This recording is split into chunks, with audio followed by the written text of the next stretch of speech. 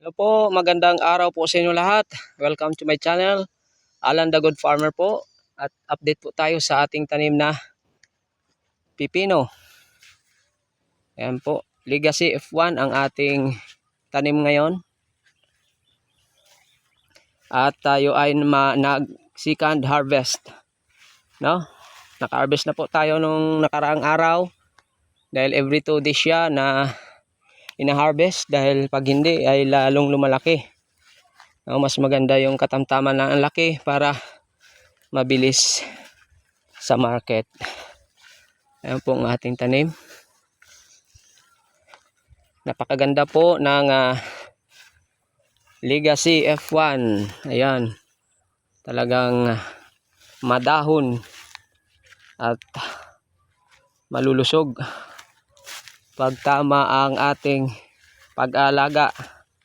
Kumikitang kabuhayan na naman po ito dahil sa tag-init at support lang sa ating tubig. Ito po ang gustong-gusto ng mga pipino dahil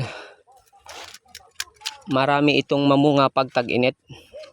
Kasi pag tag-ulan ay hindi masyado nagpupulinate dahil tag-ulan, pero pag tong tag-init ay maraming bunga at matagal ang buhay ng pipino natin. Basta may support lang na tubig. At nagsiselected lang nga po tayo ngayon. Ang ganda po. Oh. Selected lang po tayo dahil may order tayo na 100 kilos.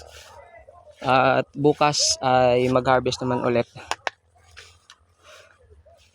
Ayan, ang ganda po. At hindi na tayo masyado ng insecticide dahil pag ganitong matinding init ay kaunti ang mga uod. Ayan, madala ng uod talaga. Ayan po, bukas na naman yan ang natira. No? Ayan po ang harvest natin. Oh. Guys, ang ganda. Ang ganda ng ating harvest ngayon. Ayan po. Update lang po tayo. Simpleng-simple lang po ang ating ginagawa rito, no?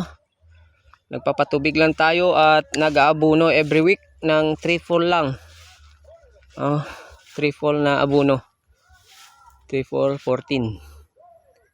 Ayan po.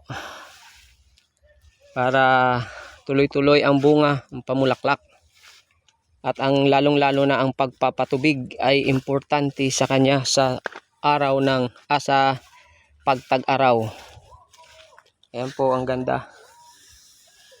Yan lang po ang management natin sa ating tanim na pipino.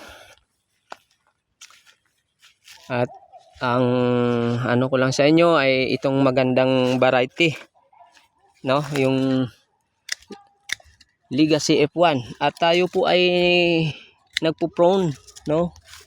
Diyan, nagpo-proning tayo diyan sa ilalim dahil para hindi naman namumunga yan ang sa ilalim ng maganda.